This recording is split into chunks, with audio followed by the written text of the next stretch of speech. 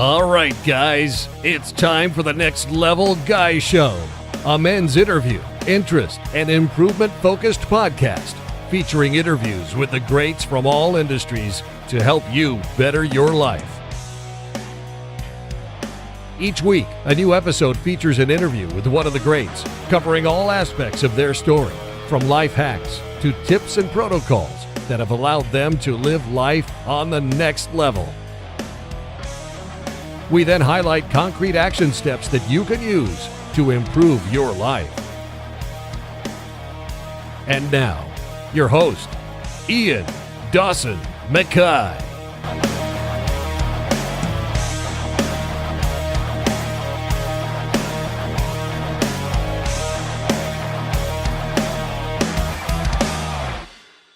And today's guest is Amber Cabbage. Amber Cabbage is on a mission to help you transform your home from a source of stress into a sanctuary of peace. As a decluttering coach, podcaster, and creator of the Amber Method for finally finding balance and peace in your home, Amber combines practical techniques with mindfulness to help clients clear physical, mental, and emotional clutter. Drawing from her own journey of overcoming anxiety and overwhelm, Amber understands how deeply our homes reflect our inner worlds and how creating order starts with caring for ourselves. Through her blog, courses, and podcast, Amber provides actionable guidance to help busy individuals simplify their spaces in their lives. Whether it's learning to let go of what no longer serves you, decluttering your schedule, or using mindful breathing to reduce stress, Amber empowers you to work smarter, not harder. Her approach is not about perfection or magical solutions. It's about uncovering the beauty and calm that's already within you and in your home. If you're ready to move past chaos and into clarity, Amber is here to help you every step of the way. And in this interview, we discuss her story, how to start getting organised, letting go of emotions and feelings holding you back, creating habits to help you organise your home, the Amber Method tool for success, and so much more. And now, let's get to the interview.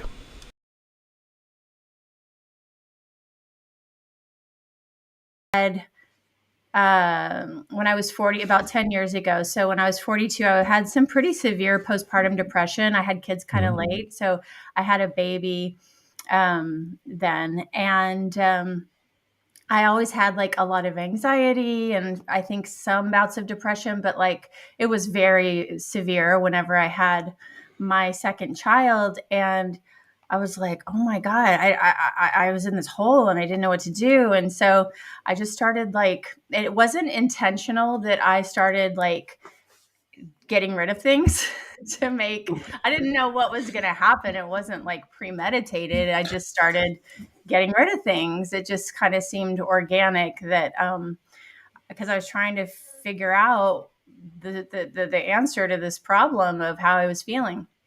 So I started getting rid of things and then I started to feel better and I got rid of more things. I started to feel better. And then I started to like, I don't know. I've never really been a religious person, but like I started feeling more spiritual and I started meditating. And that's a huge component of what I teach because it's so fascinating to me, like how it's really like a paradox. It's really like the more you get rid of things physically, like the more you can, I'm not explaining this very well, but the more you categorize these things and get them out of your life, then you are free energetically. But the paradox is that you don't categorize the things in your head. Like, you know, when you're upset about something and you try so hard to figure it out and you think yourself into this, you start ruminating and you start just getting more and more and more and more upset. It's the opposite of what you think. You don't categorize in your brain. You know what I'm trying to say? Like, you just let it go. You just let it go. And then you can find the answers to whatever it is that was vexing you. You can just like, if you let it go. So, I mean, for that reason, they actually overlap. Letting go of the things and letting go of the thoughts. All of that stuff creates lots of energy and lots of positive energy. and it lets energy flow in your house and in your mind and in your body and everything. But going back to, when I was 42 and I just started getting rid of all these things, I started to feel better. And then I got rid of more things. I started to feel better. And then I started like meditating, like I mentioned. And then I started letting go of noticing all of these sort of limiting beliefs that I was having. And then I would let those go. And then ultimately I realized that I was in a toxic relationship. And so I got divorced. And now I just feel like all the things that, and I think this is true for a lot of people, a lot of the things that we think we need, whether it's, and I'll get married again. It's not about being married. It's the things you think you need. Like, I have to get married. I have to have a house. I have to have these kids. I have to have all these things from Amazon. I have to have this outfit. You know what I mean? Like, no, actually, you don't. You don't need You live that on stuff. someone else's timeline, don't you? You think, oh, I need to keep up with the neighbors. I need to keep up with my family. I need to. It's all BS, isn't it? It's all BS. And the more you let go of those labels or that idea of thinking that you're supposed to be a certain way, the more true you become to who you really are. And then you just start to accept who you really are. And yes, it all starts with getting rid of random things. So it's huge. It seems so small, but it's freaking huge. Because that's when I notice, like, I suffer with depression, OCD, and stuff, and I notice, for example, when I start hoarding stuff and I start to get messy in the flat, that's a sign that I'm slipping and I need to get back. Like, I kind of notice it myself, but there's periods of time when, like, birthdays, I'm just about to finish a job. I've been there 12 years, and I've started getting rid of stuff, and it's like shedding an old version of myself. And I'm like, this is amazing. And I need to store all the stuff I'm not using. I've got like model cards I haven't built, and I want to put this picture up. And then I realized I have about 90,000 storage items, but I don't really have much to put up. And I think that's what a lot of us do, is we buy stuff for stuff that's never going to happen, or we don't plan ahead, or it's a future that's never going to happen. How do you start getting rid of that belief that you can change, that we are going to be messy and unorganized? What was it that caused it for you? Was it just that continuous shedding of your past self? Yeah, it's such a great question because you're not alone. We all do that to a certain degree. I think some of us hold on to those versions harder and tighter than others of us. But I do think that it's a product of our anxiety and our fear of letting go, and letting go in any way. I don't know. Do you meditate at all? I try to, but it's not a habit yet. That's fine. No, it's just that, first of all, I think meditation is so misunderstood, and I'm going to answer your question in a second, but I'm relating the letting go of the things to the sort of letting go of the tightness that exists in our bodies. And a lot of us, it's just our default. It used to be my default for 42 years. You're holding on tight. You're trying to get done. With everything. You're trying to optimize. You got to do this and that. And then when I realized that you can just pause and you won't die. You really won't. Yep. You can't. It's okay. Just to let go. And I do this all at random times throughout the day, but letting go. There's this fantastic book I read that was in the very beginning of this journey for me. And it was by Michael Singer, and it's called The Surrender Experiment. And have you read that? Don't think so. It doesn't ring a bell. It's really, for me at the time, it was just so helpful, because it really was about just letting go of the control. That's what I'm trying to, that's the answer to the question. It's like all of those things that you're holding on to, it's like you want some control over your life. And it makes a lot of sense. It's like, if you're not in control of your life, then who is? Well, the really amazing thing is that once you let go of the control and you let go of the past versions and the future versions and all the versions, you can finally just be. And it's huge. It's amazing. Because I'm a major fan of your podcast, Declutter Your Chaos, and I find it almost like it's a therapy session as much as it's an actual podcast. Because you deal with, like we're talking about before we started, like dealing with shame, dealing with like the mental blocks, as well as amazing tips on how to fix your stuff. But was that the inspiration for starting the podcast? That you saw people were struggling and you thought, because you say yourself that you're self-taught, but is that what's got you to start the podcast, that you could help people by actually tried and tested methods? Yes. So the reason I started the podcast was because I went through this change that I felt was so monumental that I was excited to share it with people. I knew that I wasn't alone. I knew that if I felt this way, then I knew that there were other people that felt this way too. Oh, and you're going to have to like get me away from the meditation thing, because I keep on going back to it. but when you meditate, you realize that because I was very lonely back then.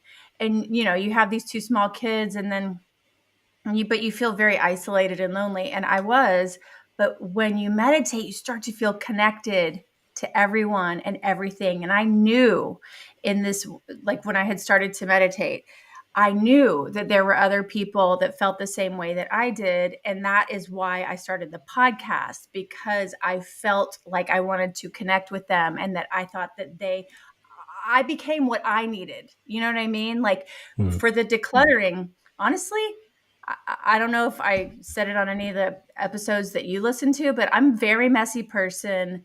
Not as much anymore because I have my strategies, but I was like always I considered myself a messy person.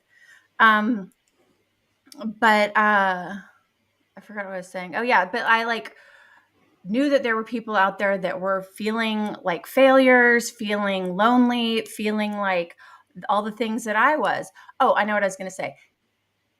The reason I even started my business, which was actually before I started meditating, which I'll tell you about in a second, but I started that because it was an answer to my own prayers. Like I was like, I'm so messy. I need somebody to help me. I need somebody to come into my house and help me like get organized and just be more orderly. And then and I started this business. It was called Tidy Hour. And then COVID hit after I started my business. And so I wasn't going into basically my business was this idea that I had for a kind of like a cleaning service, but instead of cleaning like your floors and your bathrooms, it would be like cleaning your insides of your cabinets. So it was like an organizing service, but it wasn't you know how you can call like the Container Store or any of those big like companies and they'll come help you organize your stuff, and it's very expensive. It's like, $10,000 or something. Well, this was going to be like I still think this is a great idea, by the way. Oh, I would hire you right now. My kitchen's a mess. But it was going to be like a maid service that would come in, and then it would just like help you clean out the areas that you can't see, right? And like, okay, so you don't need this anymore. We're going to help you, like kind of help you organize or declutter.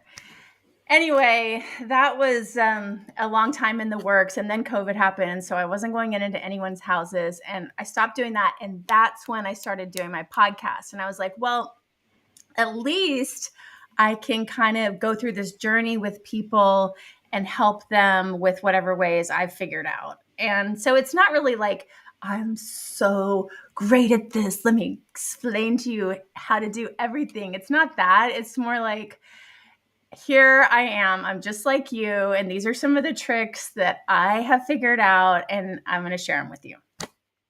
That's good. And I like how in your bio of the podcast you talk about never being alone. You know what it like a lot of mums or a lot of dads and will feel messy and like God, they're letting their kids and their family down. When in reality it's we've all got a bit of mess, but we all blame each other. And do you think that's why people hoard, why people beat ourselves up, why we put so much stress on ourselves? It's because we feel alone, because we haven't got people to talk to. And that's why I like, shows like yourself, Kondo, and all the Marie Kondo, and all these sort of people, that you're starting to show us how to do it, but give us an accountability partners through your Facebook groups and stuff like that. Do you find now that shows like yours are now helping so many people because of that? I do think we live in such a lonely time. Like that's just the world we live in, and it's so sad. And when I had kids, I thought that it would be like it was when I was a kid, and like where my there was, it wasn't like a village mentality, but at least it was more of a neighborhood where you kind of like had block parties and got together, and it just doesn't seem like that doesn't happen anymore. And it's so lonely, not just for it's for everyone, for most of us. And I did, yes, to answer your question, yes, that is a big reason why I started all of this, because when you're home and you're doing these pretty amazing things in your home, nobody sees, nobody shares it with you. Like your spouse might come home and be like, great, you cleaned today, or and I was working full time, so I was doing it all. I was like, teaching full time, and then I was like trying to have like this Martha Stewart house, which is just so stupid. It's not realistic. It's not prizeworthy. It's just, I don't, like you were said in the very beginning, like, why are we all trying to live up to these standards that are in our head and nobody else cares? Just, we got to let that go. But anyway, I just started this Facebook group in the beginning of the summer, and it has been just magical. Like, I just seeing what people are doing and not doing it alone. You're doing something like cleaning out your refrigerator. That is the most not exceptional task, but it is, because you can eat easier and you can find your food easier, and you spent this hour doing it and you feel so accomplished. And it's like these tiny little things in life. They don't have to be big. You don't have to freaking go to, someplace halfway across the world and do something. First, you start in your own home. That's what my sort of philosophy is too. Like, first, just create peace here. And so many of us struggle with that. We're like, well, we'll create peace somewhere else. And it's like not even something that's feasible. It's just, no, start here. Start inside your own body. Start inside your own home. Like, breathe. First, just breathe. Create peace inside your skin, and then create peace inside your family, and then create peace and and let it spread out, as opposed to pointing fingers. You know what I mean? It should your home should be a place, a safe haven, somewhere to relax and enjoy being with your family, not somewhere that you come home and it's combative and it's like, oh, you never Right. took the bins out, you did this, you did that. And I think that's the problem, is a lot of us are coming home and going, oh, I've got to tidy up, and it's that victim mentality. We're seeing organization as a struggle rather than a chance to benefit you, like meal prep, and I know where everything is, and I know that I can go in and not find a bunch of rotten food because I've not wasted money, because I know it's all, like I can rotate my food and plan for the week, and there's so many benefits. And every time I listen to your show, I'm usually cleaning at the time, and it's like, that's such a great idea, I need to do that, I need to do that. Where does the line come between personalization and putting, your mark on a place, and clutter? where, how does that become that's mess and that's actually my my personality in a room? Like, because if you go into somebody's sit room and go, that's an amazing display, and somebody else could come in and go, that's terrible, that's just a pile of junk. Where does that line come, do you think? How do we know where to start and what to get rid of, etc.? That is another great question. So, when everything, and I know you've heard this before, but when everything is special, nothing is special. So, like, if here's the thing, if you want to talk about your items, right? Like, say I have this heart and it's really special to me, and I wanted to tell you about it. And even if I wanted to see it, I can't have a bunch of things laying around it because you will be blind. The clutter makes and I'm not even going to call it clutter. Too many objects blind you to this, to seeing, really. All you see, that's the way our brains work. And I've read a lot of books and articles and lots of this is true. Like, the way our brains work is, if there's too much stuff, they can't see the individual, you can't see the individual items. So I get what you're saying. All of these things are special to me, and I can't, like, let's say I have 20 things on my shelf, and I'm like, oh, well, I want to pare it down to 10. Okay, I want to take this thing out, but then you don't want to get rid of that thing because that thing is really special to you. You need the 20 things. So I think the answer is, you just can't have them all together. You know what I mean? Like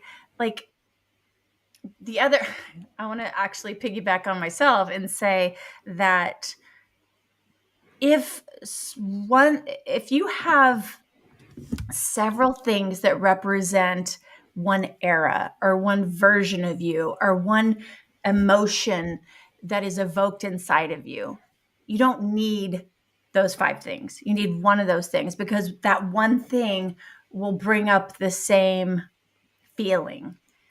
I'm not about getting rid of everything. But if you have those 20 things on the shelf and they're not bringing you the feeling that you want or that is intended, then try getting rid of some of them, or even like putting some of them in storage and then changing them out. Although that's not really my thing, because we want to make your life easier rather than having to change things out. But, like, do you have a certain category of things that you tend to hang on to? Like, are they similar items, or are they all different all over the place? It depends on the room, but for me, it's like paperwork from like 10 years ago. And then I'll go into the kitchen and it's tons of like plastic containers. And then it's the air fryer sits out where I know I don't need it all the time, and in the kitchen. Then I go into the garage and it's the shelves are just a mismatch because, okay, it'll do there. That it's trying to get out of that mentality. My mom used to say everything needed to have its own home. But how do you even start when everything is everywhere, but you want to keep everything in your head? How do you lose that emotional attachment to it? Yeah. So it sounds like the things that you're describing are not sentimental items. It sounds like they're things that you think you might use one day, like the containers, the things in the garage, all those things.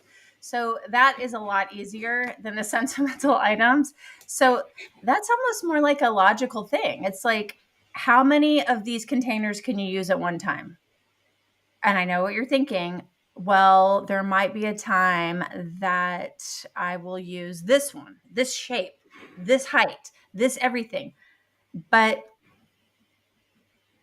you can't live like the future version of yourself. You have to live like you would today, or even just the next couple of months. I get that. It doesn't have to be like, I'm not, today, the next 8 hours or whatever, but like, in the next couple of months, if you're not going to use those containers, it's time to get rid of them because they are costing you so much more than you know.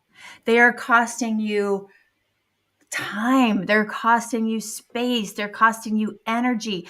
If you are surrounded by all this stuff, it's not good for your health. So I think that what we need to think about, and I do talk about this a lot on the podcast, is not about what the amount of money we're going to lose if we get rid of the things. It's about what we'll be gaining if we get rid of the things. What we're gaining is this space that is priceless.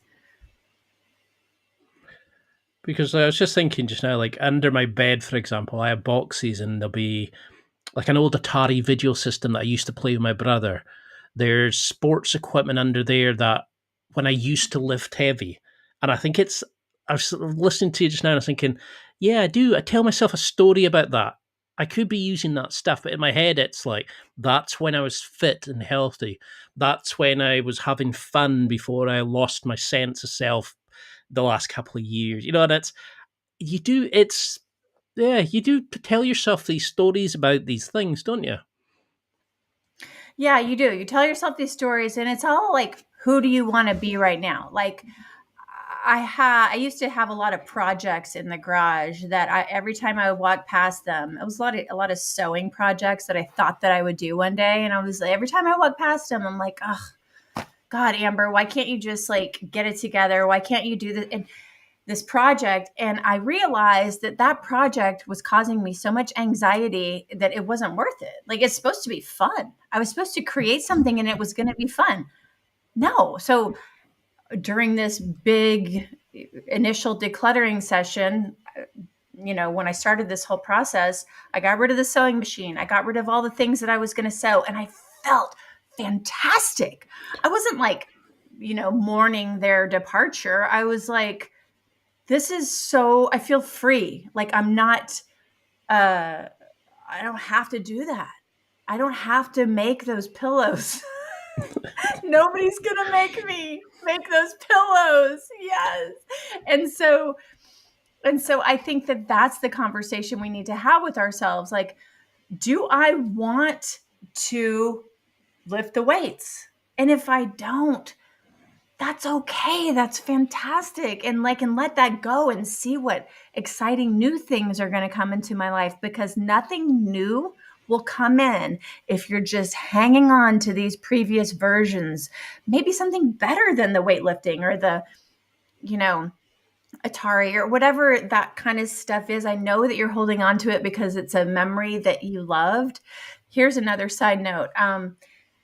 If you take a picture of the gaming console, it can help. I know it sounds silly, but if it's really just a memory that you are hanging on to it for, take a picture and put it in a folder, Like, in Dropbox, yeah, somewhere, and title it like your brother's, stuff I used to do with whatever his name is, or when he sends you a birthday card or whatever, take a picture, put it in that file, so you have these memories of him that aren't just.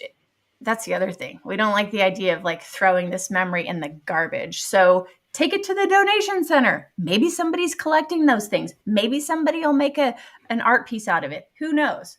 But I get the whole like taking it to the e-waste. I mean, that's kind of sad. Because that's the thing, isn't it? You always think you're going to have a plan for it. You always think in the future where we're not living now. And when I initially started, when my depression was really bad, I came in and the hallway was messy. My bike needed its tires blown up.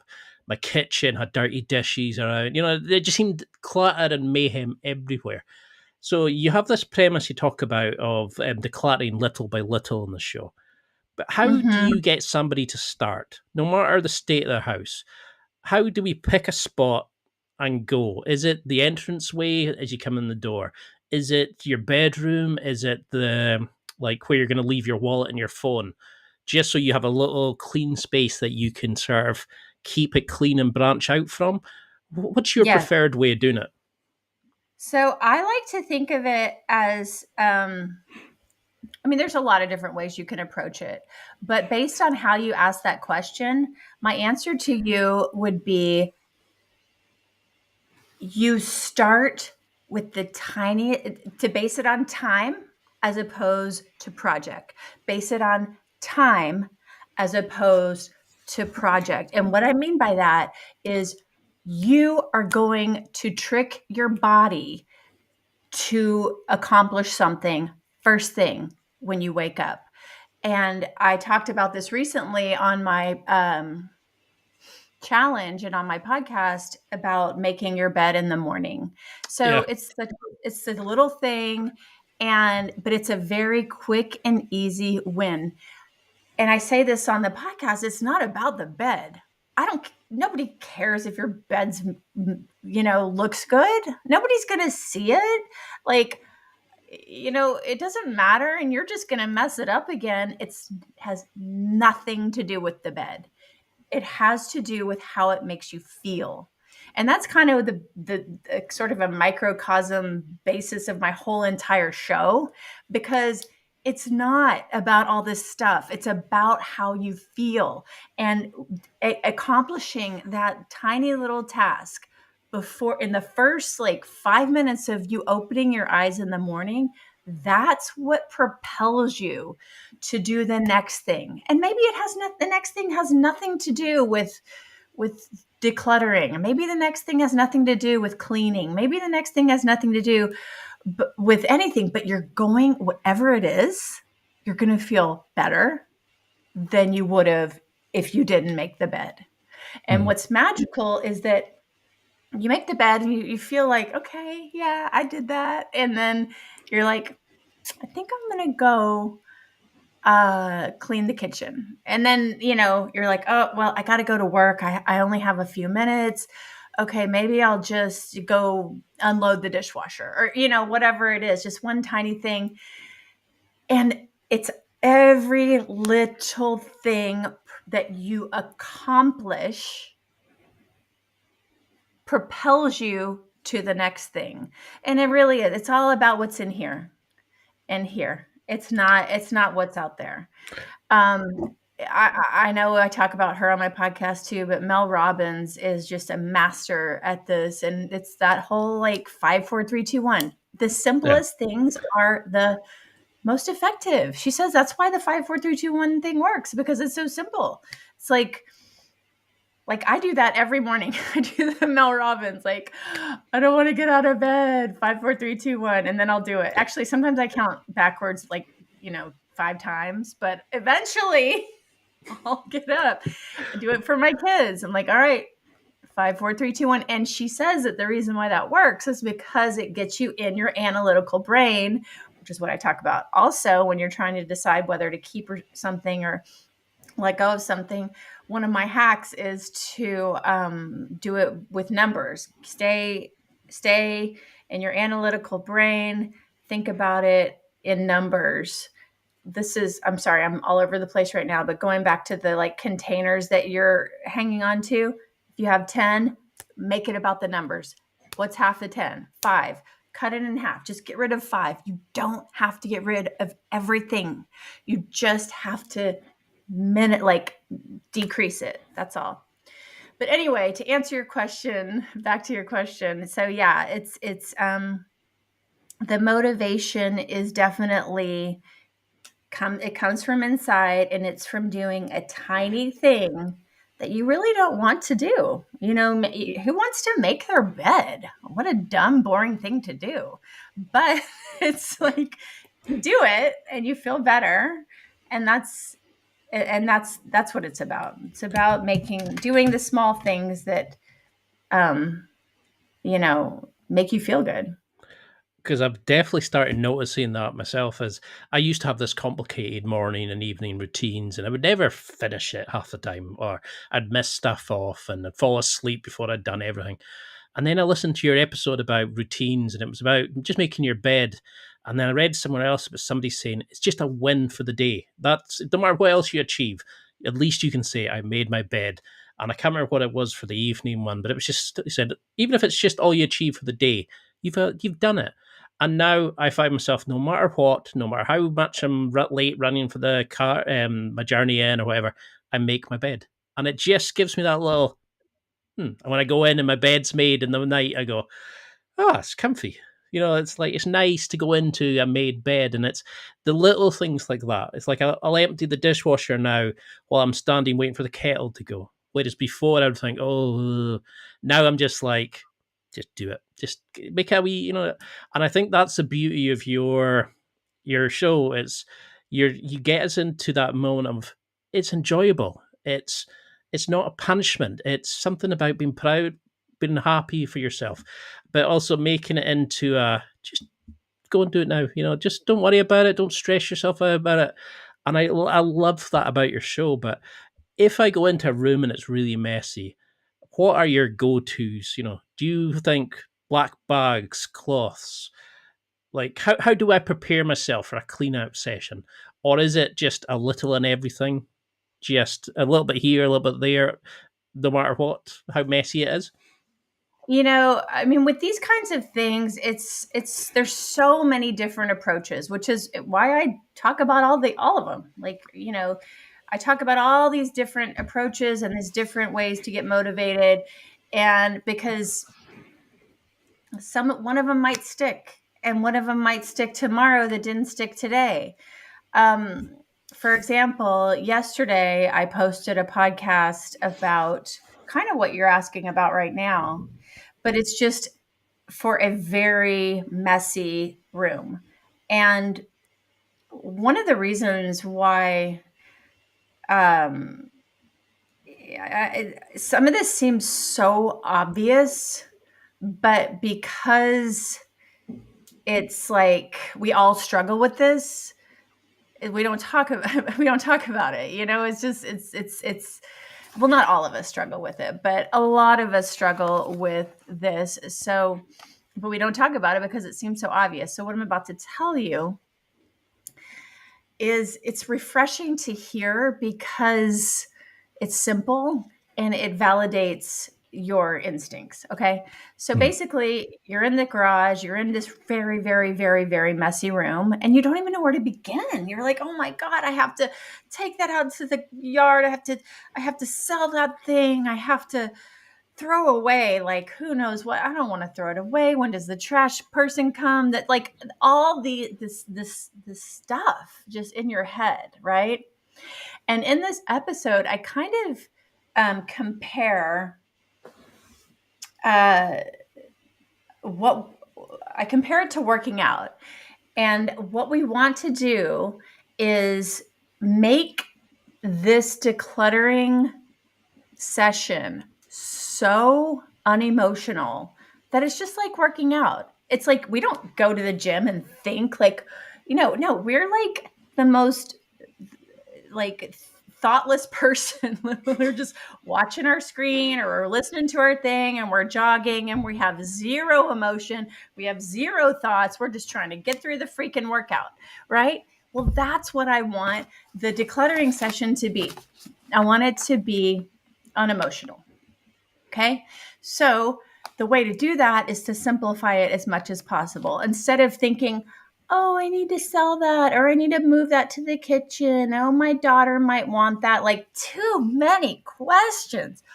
You need 2 questions. So when you're working with a very messy space, 2 questions. I mean, 1 question, stay or go. Stay or go. That's it. Stay or go.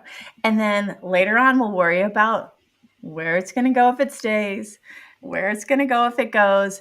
But when you're with like in my garage, there's, that I cleaned out recently. That was it. Does it stay or does it go? And that's all you need to do, because otherwise it is just too much. And then it does become more of a physical workout. It's like you're just literally moving things from one place to another. And here's another great thing about doing just stay or go. initially. The great thing about that is that it becomes easy to let things go for some Yeah. reason. I don't know why, but it's the way our brain works. Like, you're just like, just put it in the to go pile, to go, to go, to go. And then I think partially because we don't want to deal with it if we put it in the stay pile. But it's less thinking. It's just a workout. That's all it is. Just stay or go. So I think that that's helpful. And then later you can come back and figure out, where is this stuff going to go? Is it going to go in the trash? Is it going to go? But are we going to sell it? Are we going to put it on my friend's doorstep? Whatever. And then the stuff we're keeping, we can decide exactly where we're going to keep it. But initially, just make it simple. Make it like a workout.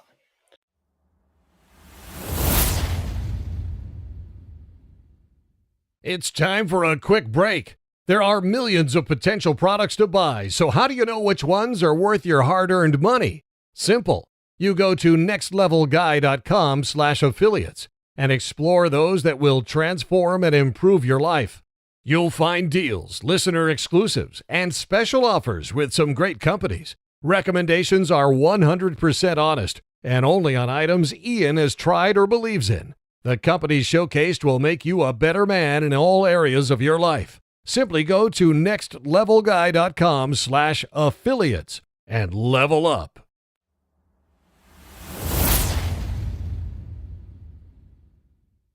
I really like that because there's times I've been cleaning a space and I'll go balls to the wall, so to speak, for the first half an hour. And then I'll pick up an item and I'll go, oh, and suddenly you lose your motivation. You start telling yourself about the story about this, and you stop and you think about it, and I'll go for a cup of tea, and I need to nip to the toilet, and then I need to do that. Before you know it, you've basically done nothing for like 2-3 hours. And I like that idea. Yes. And I like the idea of just treating it like a gym session, just getting in, doing the thing, and leaving. Because it's that moment, isn't it? It's like, oh, but I might need this 50 years down the line, so I'll just hoard it just now. And it's, how do you make then your family get involved? Because a lot of people go, oh no, my wife does the house. She makes it pretty. I've got my man drawer. I've got my space in the garage. I've got my, where I put all my stuff. How do you get your kids involved? How do we make people realize it's a family thing to keep it nice and pretty and like motivational and usable? But also, how do we avoid somebody going, oh, I'm always cleaning, I'm always the one that has to tidy up, to remove that victimhood, but make everybody take part in the organization and the decluttering and the just livable space? Such a good question. So I think the short answer is you lead by example, and they'll catch on. And if they don't, they don't. That's the thing. Like, I think most of the time you lead by example, and they will, especially your kids. They're gonna want to have order.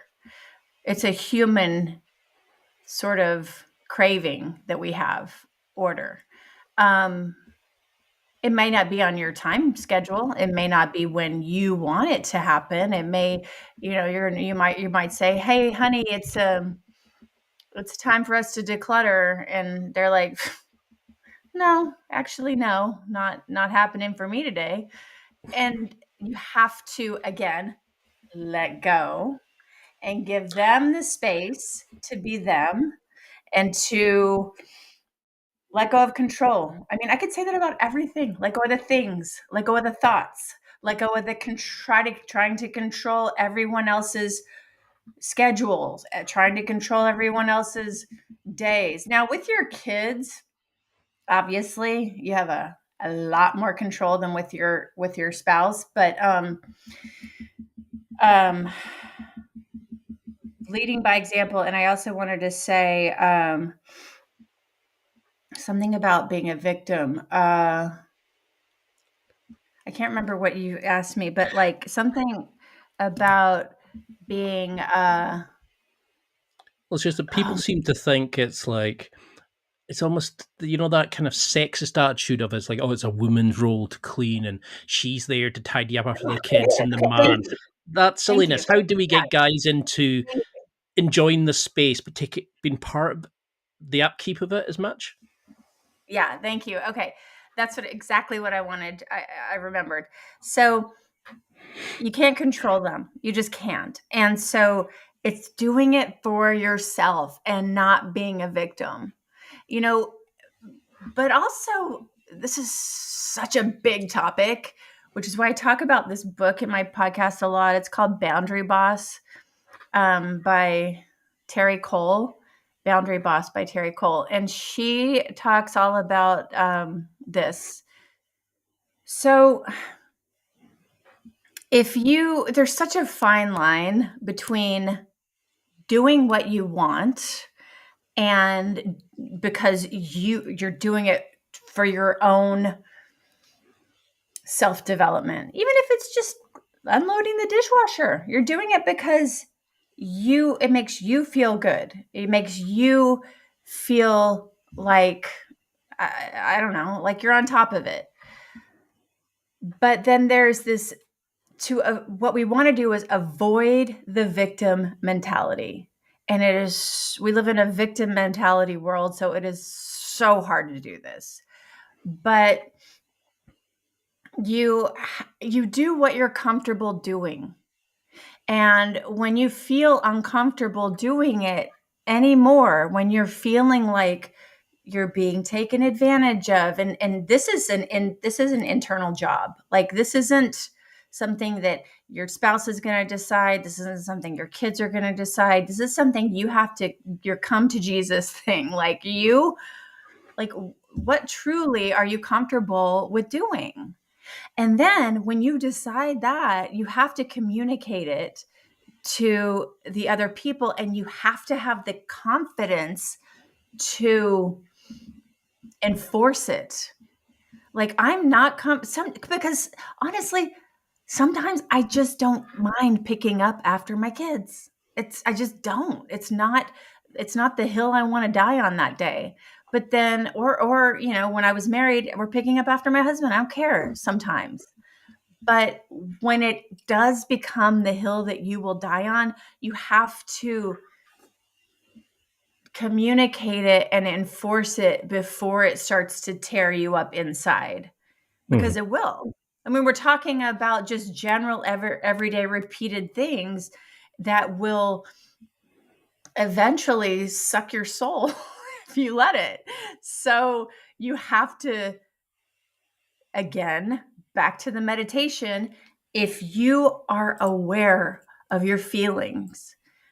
This is why I stopped drinking, because I didn't have a very accurate awareness of how I was feeling, because I was like, not that I was ever like an alcoholic, but like, even if I had a couple glasses of wine a night and then the next day I was recovering, I had no awareness of how I was truly feeling. And you know what I mean? So anyway,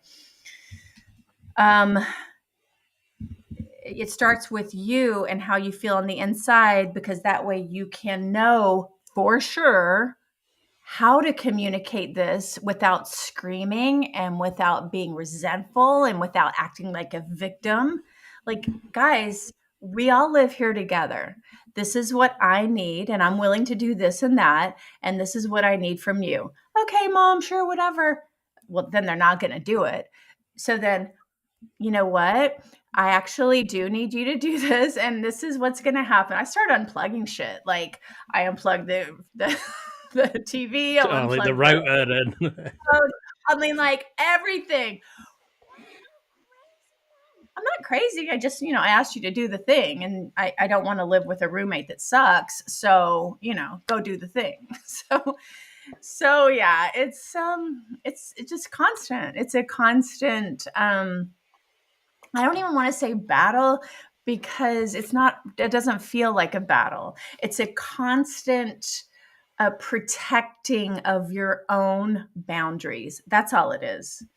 Protecting your boundaries, because when those boundaries start to get violated, that's when you get pissed. That's when you start yelling. And if you don't know your boundaries, well, you're kind of screwed. So, you get what I'm saying? Like, you have to really know, you have to come back to your center again and again and again and again.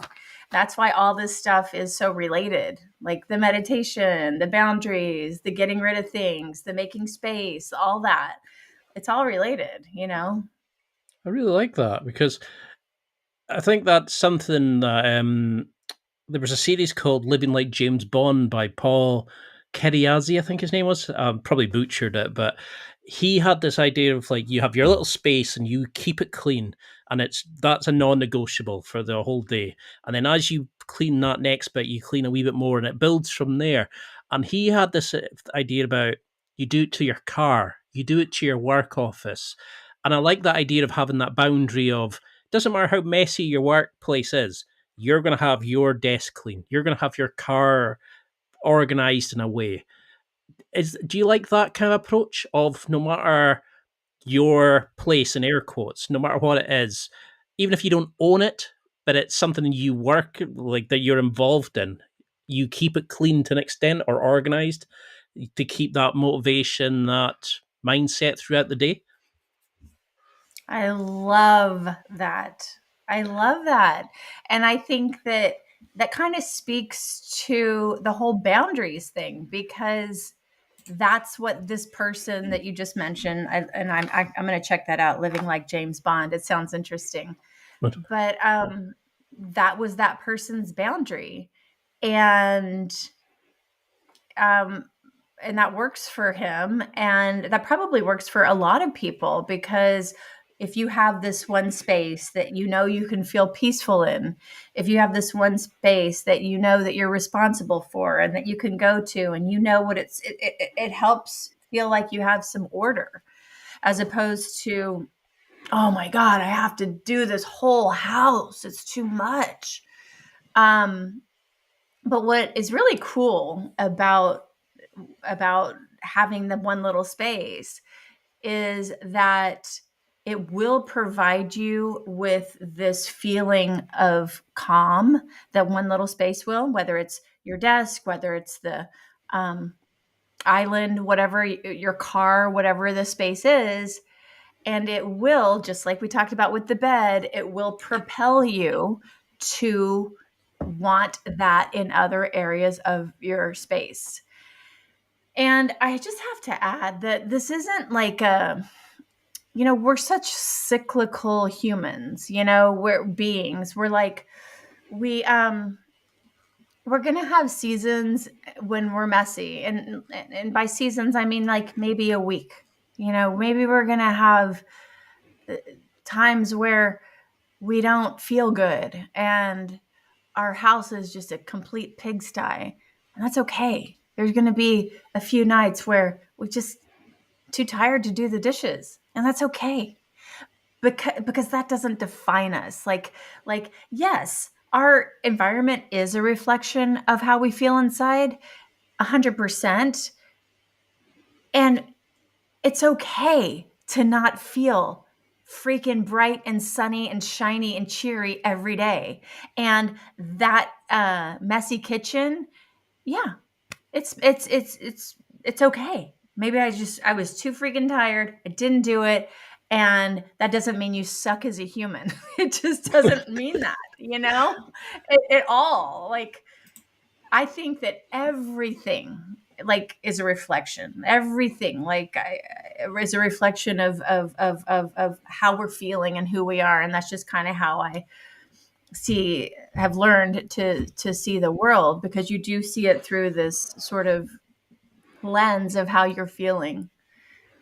But at the same time, it's okay to not feel shiny all the time. And I think that we have this expectation, especially because of social media and Instagram and all that, like that our house has to be perfect, guest ready at all times. And it's bullshit. well, I'm in trouble if it's meant to be like that because when I put my camera on, I was making sure there was no mess that could be seen in the backgrounds. But How then do you make sure somebody, like as you're cleaning out and you say, right, I'm definitely getting rid of that, because there used to be the yes, getting rid of pile, no, I'm keeping, and the maybe pile. And they used to say, just throw the maybe pile into the throw out pile. Because if you were even doubting it, just get rid of it, because you're trying to find an excuse. But how do you make sure then that you get rid of it? How do we not just move it to another space, leave it at the door, and it's still there 3 weeks later because you're still coming up with excuses to keep it? How do we make sure we get rid of it and then use that as positive energy to kind of enjoy the free space, enjoy, make it more our space again? Now you've got rid of that noise. Yeah, I think that if you take it to your car and immediately drive it there and then give yourself a reward.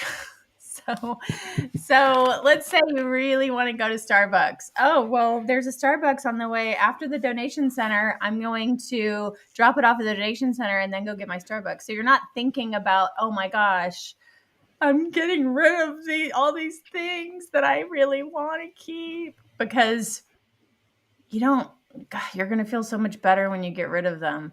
You're thinking more about the reward. So yeah, it's just like, we're just all little kids, right? We just want our rewards. So get rid of the stuff and get your reward.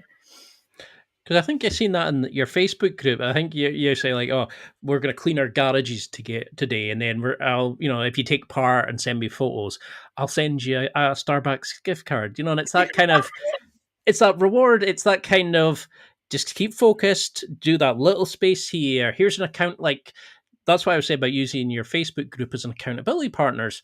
It kind of, oh, everybody's doing it. I'm not alone. And I can see what other people do, and I can use their as motivation.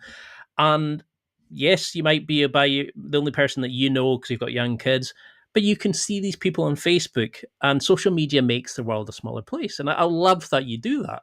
Have you found other kind of small challenges? Because I used to love having drop bins where if there was a bit of mess, like you picked up a kid's toy or some paperwork or whatever, you put it in that bin till later. And that was the bit that kept the mess out the way, and then you tidied it later on. So you didn't have stuff just everywhere. You had it in that one bin in each room kind of thing. It could be like a pretty, I don't know, like box or something, but it kept shit out the way, basically. Do you find Yeah. Do you find there's any other challenges or little tricks like that are no energy wins, so to speak? That's a great one. I love that.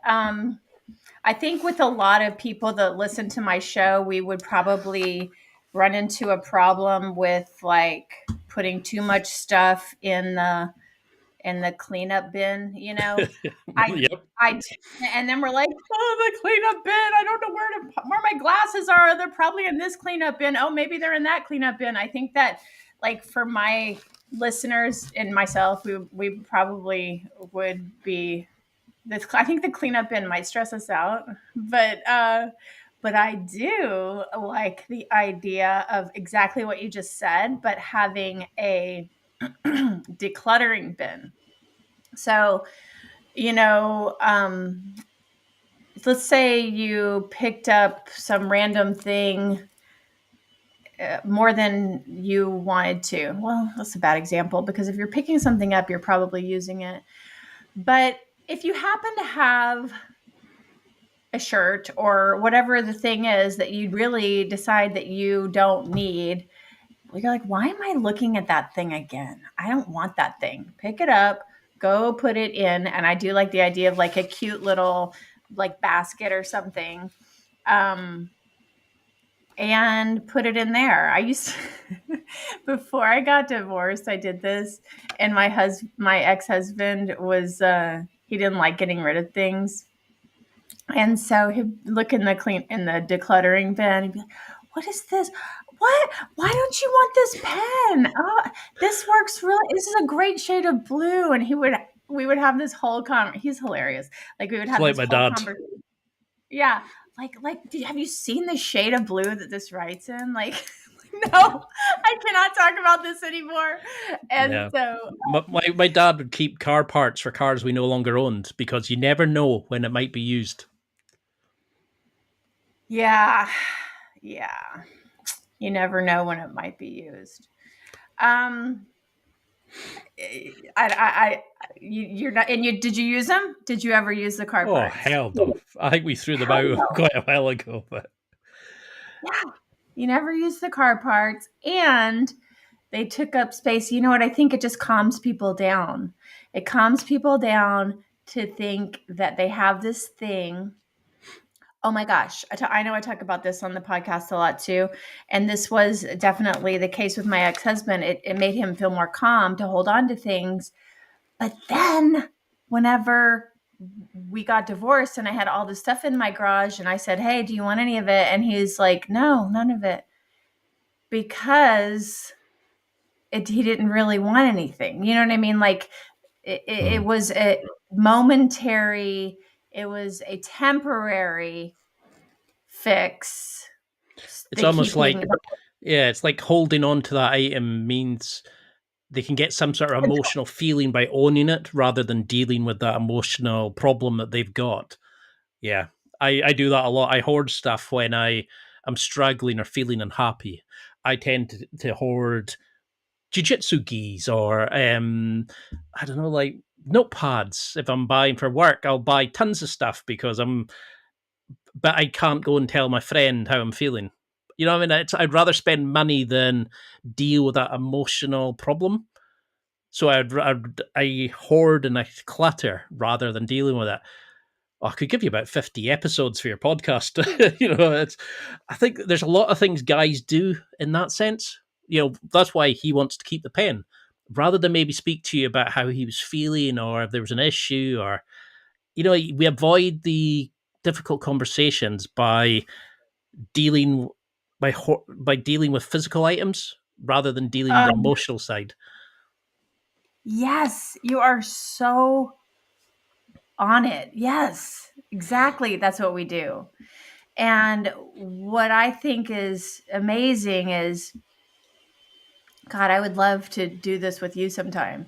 Like, just go get rid of something that is easy for you to get rid of and see how, like, something that, not all the stuff you just mentioned, like not the stuff that you actually eh, hoard or the stuff that you want, but something that you truly do need to get rid of, and start there and see how that makes you feel.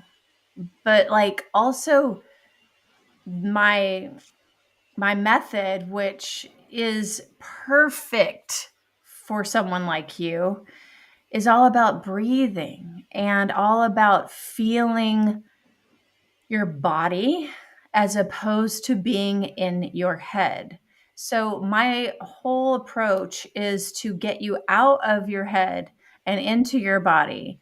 And so, like, it's kind of cheesy, but I called it the Amber method because I needed an acronym, and I wanted to have an M and a B and a. Anyway, I was like, oh my God, those are the letters of my name. So, anyways, um, the huge thing for you would be to breathe, because it just calms our nervous system and we're able to access those, like, the things, the words. You know how you were saying, like, you don't want to have this emotion, you don't want to talk about this emotion. Well, it allows us breathing, even just like taking a few really deep intentional breaths, which is what I guide people to do in my courses and sometimes on my podcast. When you can do that, you really are able to physically touch the places inside of you that you're holding on tight to. And you just let go and you realize that you're safe. And you know how that whole old story about how we as humans, we do this fight or flight thing because that's how we have evolved to make sure that we are safe in the wild from saber-toothed tigers or what have you. And that's just kind of how we've evolved. And because we know that, we have to keep ourselves in check from it. So when we feel And like I said earlier, a lot of us, for a lot of us, this is our default. But this state of feeling a little tight and a little controlling and a little anxious and breathing, taking some very deep, intentional breaths where you breathe in deeply and breathe out slowly is going to make us feel like we can access those emotions and like we can more easily, not even that we need to talk about, like earlier you were saying, like, I'm holding onto this pen because I actually don't want to feel the things that the pen's easier than the feelings, right? Well, when our nervous system feels safe, which is what breathing allows us to do, is to feel safe in our nervous system, we don't have to hold on to anything because this makes us feel safe. You get what I'm saying? And when we feel safe, we're like, cool, I don't need to hold on to the thing. And I can talk about whatever that emotion was. Even if it's just to myself, I can just like have awareness of it. I talk about that a lot in the podcast too, just having awareness. And it helps to let go. So I think that's a huge thing. And we should do like a session. We should do a decluttering session, you and me. I love And it. we'll do some breathing. It'll be awesome. I mean, if you've got time, if you can, how would you quickly define the Amber method for people? Because we're going to get people signing up to your boot camps, we're going to get people listening to your podcast, which is life changing. I mean, just a little aside: when I'm cleaning or like prepping for a guest, I'll play their episodes, and as I'm doing stuff, if I stop and take up my phone to write a question, I know it's a good point they made, and it's inspired me. But if I stop and just listen to it, I know I'm really feeling that podcast moment, or I'm feeling that tip or what they're saying. And with your show, a lot of times I stop and I'm just, holy hell, it's like she's fixing something I've got inside me. That episode, I think you were talking about getting rid of shame. I felt cleansed a bit after it because I was holding on to emotional clutter.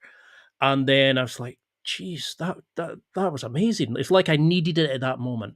And I think that's why your show works so well. It's you get rid of emotional clutter, mental, cognitive clutter. It's matches physical clutter. So it's almost like a therapy session and a clean with it. So yeah, obviously I'd love to have you back on. I cannot. Your show is life changing. What? Yeah, you're like gonna make me cry. This is honestly, that's why every episode I was going into, there was like, oh, I've got a whole podcast I could potentially do on that. And I know we're over our time just now, but what can we do going forward? How can we keep this momentum that, we'll start listening to your show, but how can we use the Amber method? And then how do we get in touch with you for boot camps and things like that? Well, this right now, I've been working on my website for a while. Like I had a really crappy website for a couple years. I did it myself. And then finally I decided to get a real professional website made, and it's not quite done yet, but it will be soon. So when that's done, I am going to do, I'm going to do like a boot camp and stuff like that. But for right now, I have the podcast and the Facebook group that people can come to. And on all my episodes for Declutter Your Chaos on my podcast, I have a link that they can go to the Facebook group. And then as soon as my website's ready and I can, like on the website, it's going to be so cool. So I'm going to have like, it's almost done. So I know what's on there. And so I have the Amber method, and then I have all these little tips that you can use. And then I have all there's recommended reading, because I mean, that's how I I read like so many books, and that's how I continue to grow. And I don't think there's anything like you don't go to decluttering school. You just like, I teach people whatever has worked for me, and it has been relatable, and it has been giving them results, which is just like the most rewarding, most exciting thing ever. But anyway, the website will be done in hopefully a couple weeks, and then when that's ready, people can.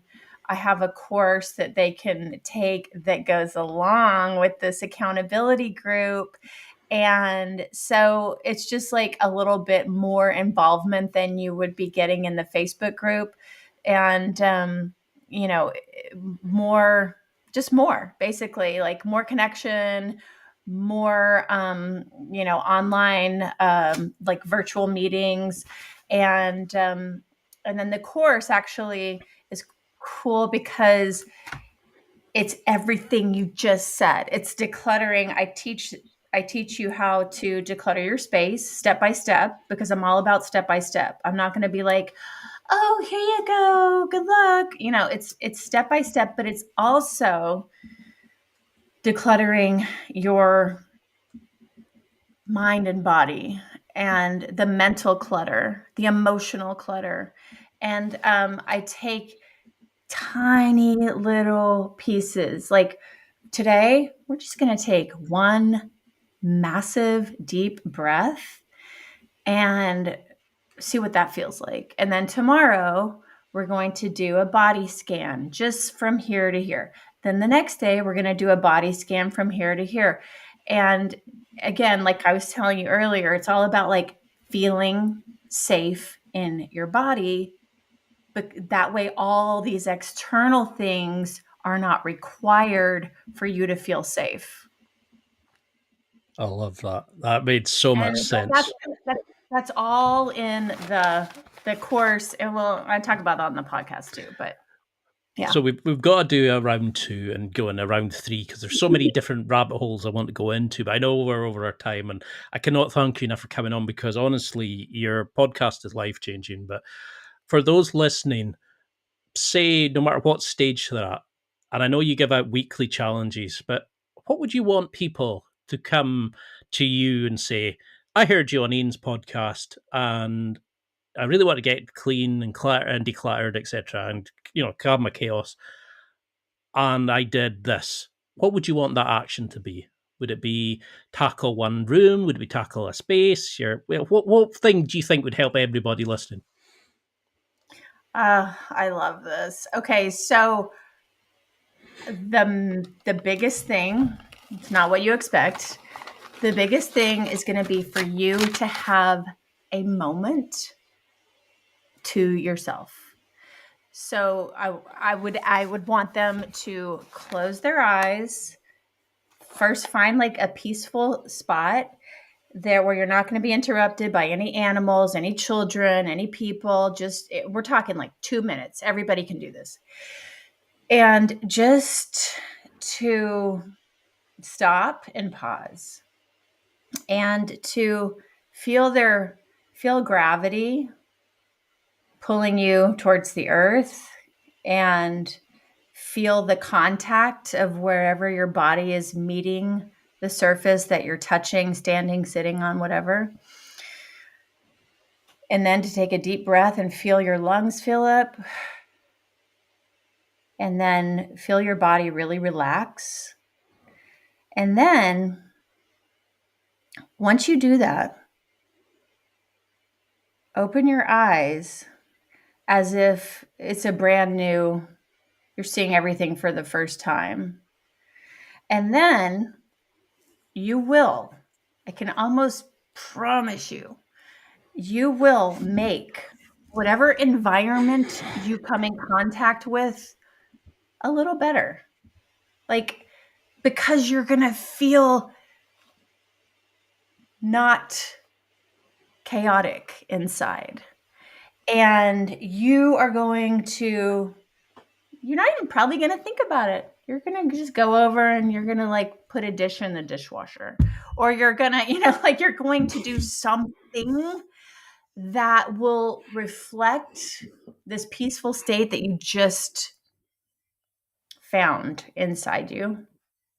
And I mean, maybe you'll declutter your whole garage. I don't know.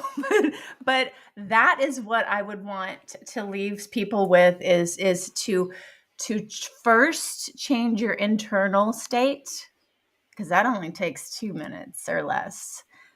And then you will find that you have so much more power over your external state. I love that. I'm definitely going to have to make that as a video and put it out to people, because that, I think, is going to help so many people. And so for now, is it just your Facebook group? Are you on Instagram? How can we follow along in this amazing journey? Yeah. Thank you. It's Declutter Your Chaos is on Instagram, and that's it. Yeah. So it's just my podcast, Declutter Your Chaos. And then I'm at Declutter Your Chaos on Instagram. And then if you listen to the podcast and you like it, then come join us in the Facebook group.